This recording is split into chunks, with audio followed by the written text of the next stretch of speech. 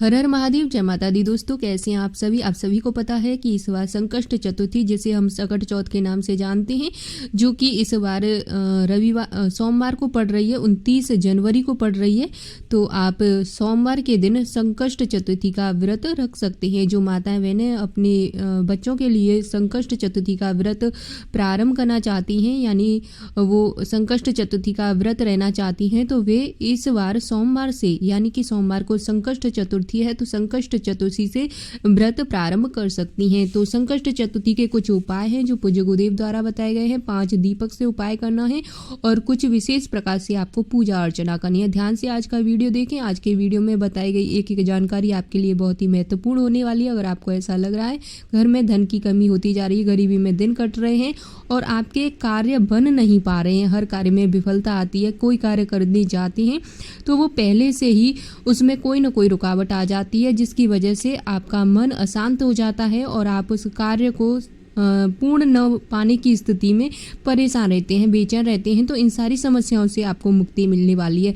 तो देखिए, जो संकष्ट चतुर्थी है, इसे सकट चौथ के नाम से कई स्थानों पर जाना जाता है और ये अपने आप में बहुत ज़्यादा प्रभावशाली होती है। जो संकष्ट चतुर्थी होती है, इसका व्रत जो माता पिता होते हैं वो अपने बच्चों के लिए रखते हैं। इससे बच्चों के जीवन में आने वाली हर प्रकार की समस्याएं दूर होती हैं।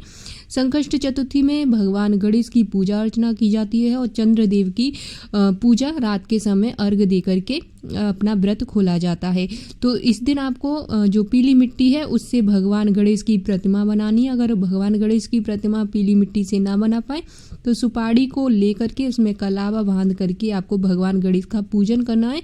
भगवान गणेश का स्वरूप समझकर उसका पूजन करना है। तिलक, रोली, चंदन, दुर्वा, जनेऊ आपको समर्पित करनी है। मोदक और आपको भगवान गणेश जी को समर्पित करनी है, यानी मोदक के लड्डू आपको समर्पित करनी है। और जितना हो सके इस संकष्ट चतुर्थी के दिन भगवान गणेश को तिल से बनी हुई चीज़ों का भोग अवश्य लगाएं और उनके सामने धूप दीपक अवश्य जलाएं।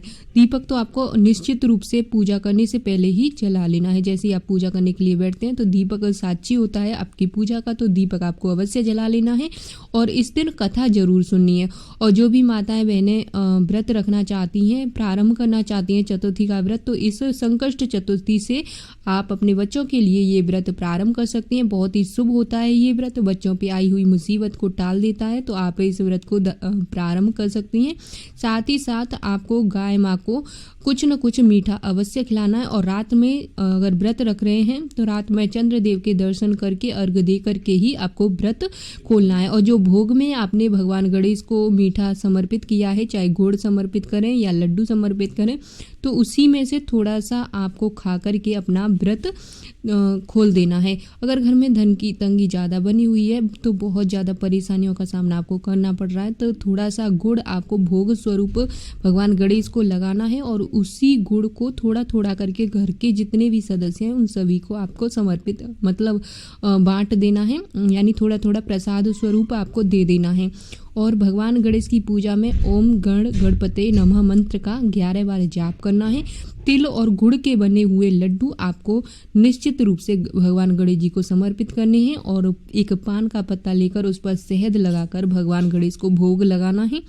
और ये जो काम है आप सुबह से लेकर दोपहर 11-12 बजे तक कर सकती हैं। तो इस तरीके से आपको पूजा करनी है। साथ ही 5 घी के दीपक आपको शाम के समय अपने जो पूजा स्थल है, जहाँ पूजा आप भगवान गणेश की कर रहे हैं, उस स्थान पर 5 घी के दीपक भगवान गणेश का स्मरण करते हुए, अपनी कामना बोलते हुए, अपनी इच्छा बोलते हुए आपको रख देने हैं। ऐसा अगर कोई व्यक्ति करता है तो आने वाली जो भी चतुर्थी तिथि होती है, यानी कि इस संकष्ट चतुर्थी के बाद जो अगली चतुर्थी आएगी, तब तक आपकी जो समस्याएं हैं वो धीरे धीरे समाप्त होती आपको दिखाई देंगी। बहुत ही ज़्यादा प्रभावशाली होती है, बहुत ही ज़्यादा महत्व होता है। तो ये जो मैंने आपको पूजा विधि बताई है, पूजा बताया है और जो भी नियम बताए हैं, ये सारे आपको करने ही हैं। एक भी जो नियम है मैंने आपको जो बताया है वो आपको बिल्कुल भी ध्यान से करना है, एक भी गलती आपको नहीं करनी है। भगवान गणेश के 12 नामों का स्मरण अवश्य कर लें और ये 12 नाम आप कहीं से भी जैसे गूगल पर सर्च करके देख सकते हैं या कोई किताब भगवान गणेश की हो तो उसमें से आप इन 12 नामों का स्मरण भी कर सकते हैं। नहीं है तो ओम गणेशाय नमः मंत्र का भी आप जाप कर सकते हैं, तो भी आपको भगवान गणेश की कृपा अवश्य प्राप्त होगी। क्योंकि कलयुग में सबसे ज़्यादा सर्वश्रेष्ठ माना गया है तो जगत जननी जगदम्बा और भगवान गणेश की पूजा को माना जाता है।